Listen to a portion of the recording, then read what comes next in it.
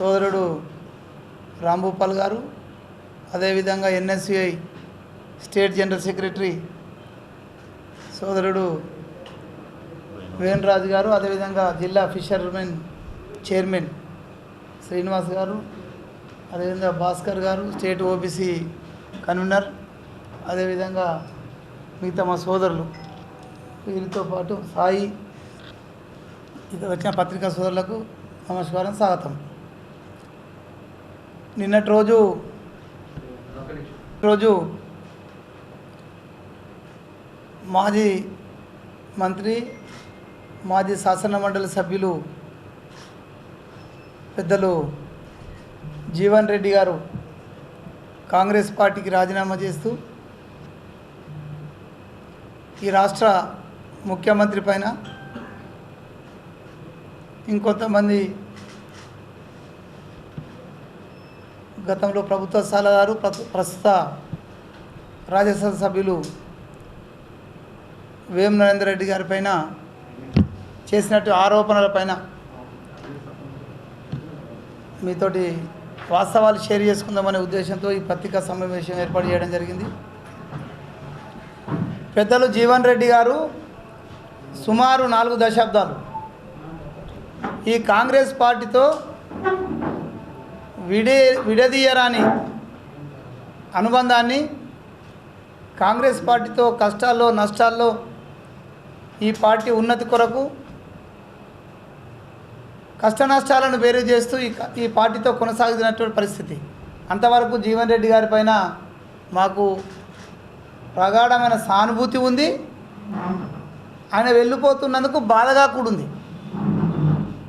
కానీ ఆయన స్వార్థ ప్రయోజనం కోసం పార్టీని వీడుతూ ఈ రాష్ట్ర ముఖ్యమంత్రి పైన, ఈ రాష్ట్రంలో అధికారంలో రావడానికి రాహుల్ గాంధీ గారి కృషితో పాటు ఈ రాష్ట్రంలో పిసిసి ప్రెసిడెంట్గా రేవంత్ రెడ్డి గారి యొక్క నాయకత్వం, ఇవన్నీ కూడా ఉమ్మడిగా కష్టపడి ఈ రాష్ట్రంలో రాజకీయంలో రేవంత్ రెడ్డి గారి నాయకత్వంలో అధికారంలోకి రావడం జరిగింది. బహుశా ఈ రాష్ట్రంలో ఉన్న ప్రజానీకానికి తెలియంది కాదు ఇది. ఆ విషయం ఆయన జీవన్ రెడ్డి గారికి కూడా ఈ విషయంపై పూర్తి అవగాహన ఉంది. కానీ పార్టీ నుంచి బయటకు వెళ్ళే ముందు ఖచ్చితంగా ఎవరిపైనో ఒకరిపైన అబాండాలు వేయాలని ఒక లక్ష్యాన్ని నిర్దేశించుకొని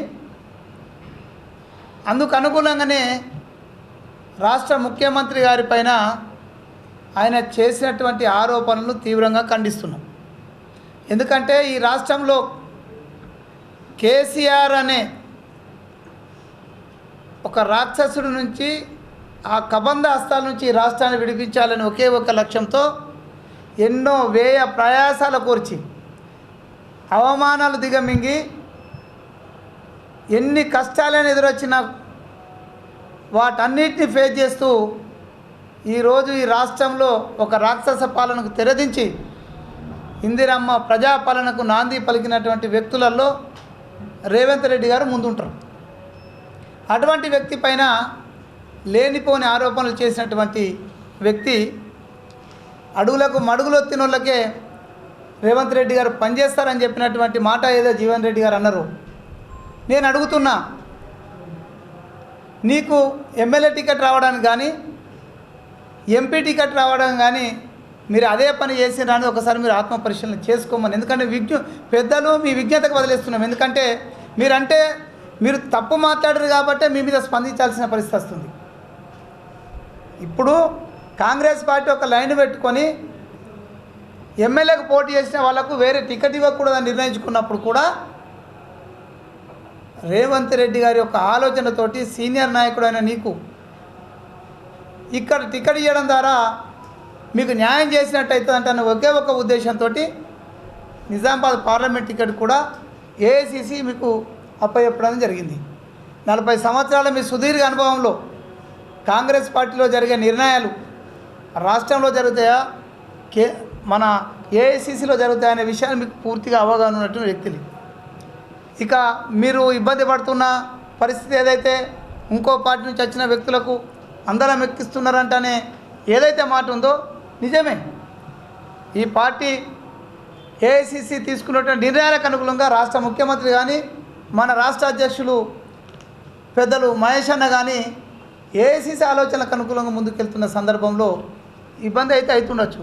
ఉదాహరణకు ఈ జిల్లాలో 10 సంవత్సరాలు కష్టపడ్డా మేము అటువంటి సమస్యను ఫేస్ చేస్తున్నాం బాల్కొండ నియోజకవర్గంలో.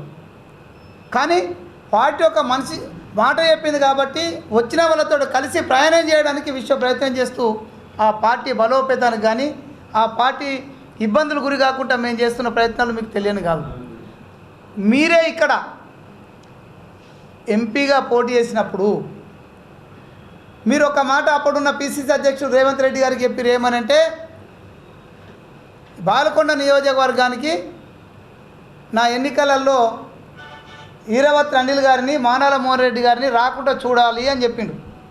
కారణం ఏంటంటే అక్కడ ఉన్నటువంటి సునీలు ఇబ్బంది పడుతున్నాడు, రాకుండా చూడాలని చెప్పిండ్రు.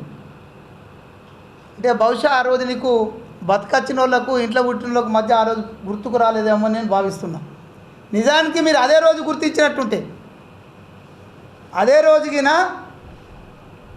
మౌలాను కాన్ఫరెన్స్కి రావద్దని చెప్పినాడే ఈ నిజమైన హక్కులు ఈరవత్ అనిల్కి మానాల మోహన్ రెడ్డికే ఉన్నాయని మీరు ఆ రోజు గుర్తించినట్టుంటే నేను నిజంగా గర్వపడేవాడిని. జీవనన్న ఎవరి కోసమైనా అదే విధంగా పోరాటం చేస్తుండు అని. కానీ ఆ సమస్య నీకు వచ్చినప్పుడు మాత్రమే బతకచ్చిన వాళ్ళు ఇంట్లో పుట్టిన వాళ్ళు అనే ఒక కొత్త మాటలు మాట్లాడుతున్నారు చూడు. అది మీ వయసుకు మీ విజ్ఞతకు బాగుండదని సలహా ఇస్తున్నా. ఎందుకంటే నీ మీద ఇప్పటికీ మీరు ప్రభుత్వం పైన ముఖ్యమంత్రి పైన తప్పుడు మాటలు మాట్లాడారని నేను స్పందిస్తున్నా. మీ మీద నాకు ఇంకో రకమైన ఆలోచన లేదు. మనకు సమస్యలు వచ్చినప్పుడే ఆ సమస్యను మీరు హైలైట్ చేయడానికి ప్రయత్నం చేస్తారు. కానీ నీకోసం కష్టపడ్డాం, నువ్వు ఎమ్మెల్సీ జరిగినప్పుడు నీకోసము మన సర్వం నిలబెట్టి మీకోసం కష్టపడ్డాం. మరి మాకు కష్టం వచ్చినాడు నువ్వు ఆ రోజు ఎందుకు ఈ మాట పైన మాట్లాడలేదో నీ ఆత్మ పరిశీలన చేసుకోవాల్సిందిగా జీవన్ రెడ్డి గారికి విజ్ఞప్తి చేస్తున్నాం.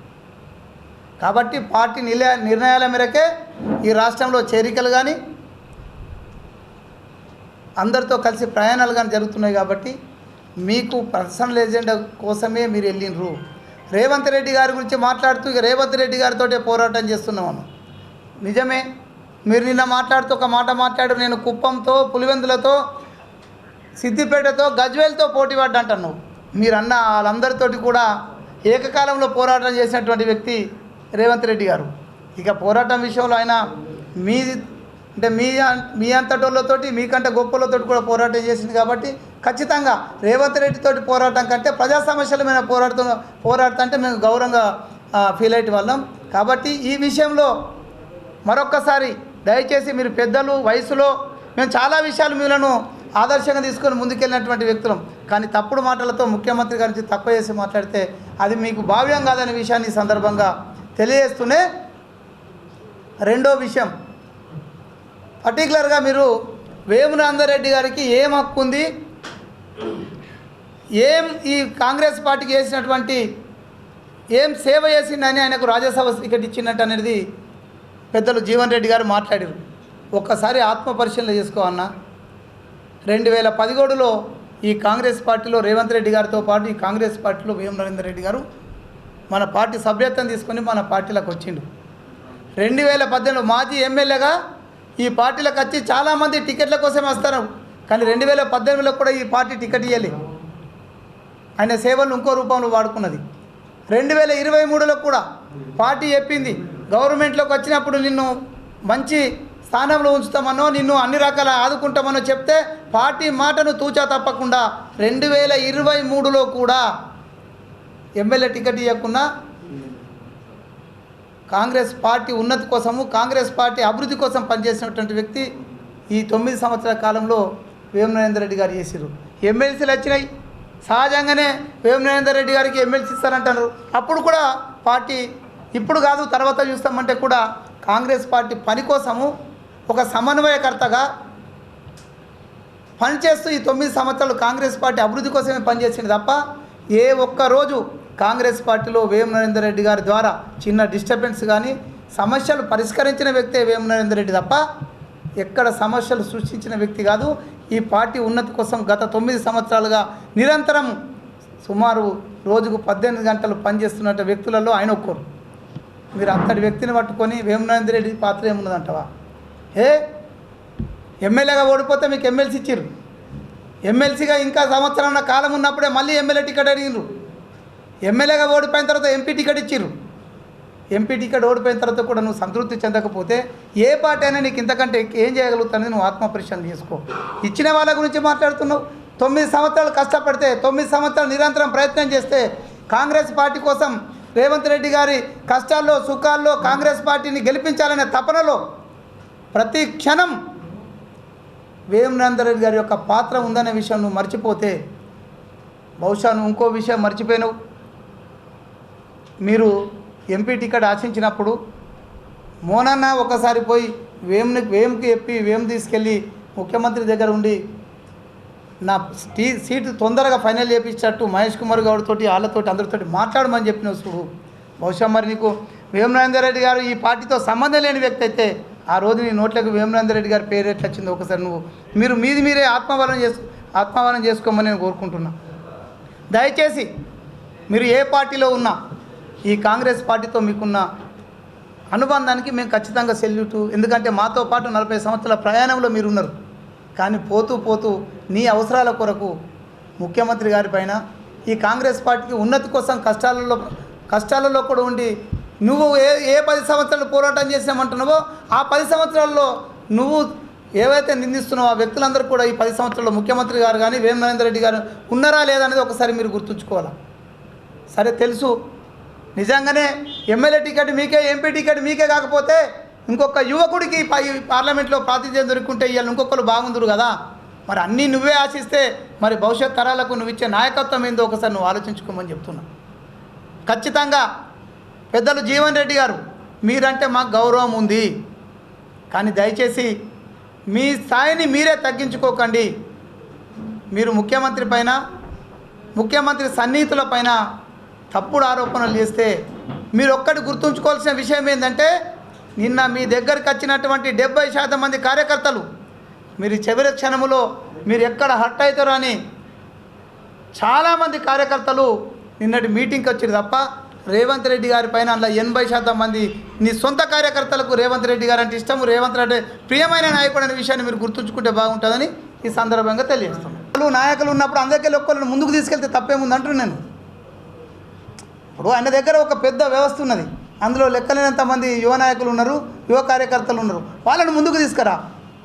నీ సొంత కుటుంబంలో కూడా నీ పుత్రరత్నాలు ఉన్నారు, అందుకెళ్ళి ఎవరైనా తీసుకురా. అంటే నిజంగా మీరు అన్నదైతే నాకైతే తెలియదు ఏది నేను చెప్తున్నా. జీవన్ రెడ్డి గారి గురించి నేనేం నీకు ఇలా పాత్ర లేదు నువ్వేం చేయలేవు అనట్లే. రెండు ఉంటాయి. ఈ పార్టీకి మనం చేసింది ఎంతనో మనకు పార్టీ చేసింది కూడా అంతే కదా. పార్టీ నువ్వు ఎమ్మెల్యే ఓడిపోతే ఎమ్మెల్సీ టికెట్ ఇచ్చింది, తర్వాత ఎమ్మెల్సీ ఉండగానే నీకు ఎమ్మెల్యే టికెట్ ఇచ్చింది, ఎమ్మెల్యే ఓడిపోతే మళ్ళీ ఎంపీ టికెట్ ఇచ్చింది. ఇంకా నీకు ఏం తక్కువ చేసింది పార్టీ?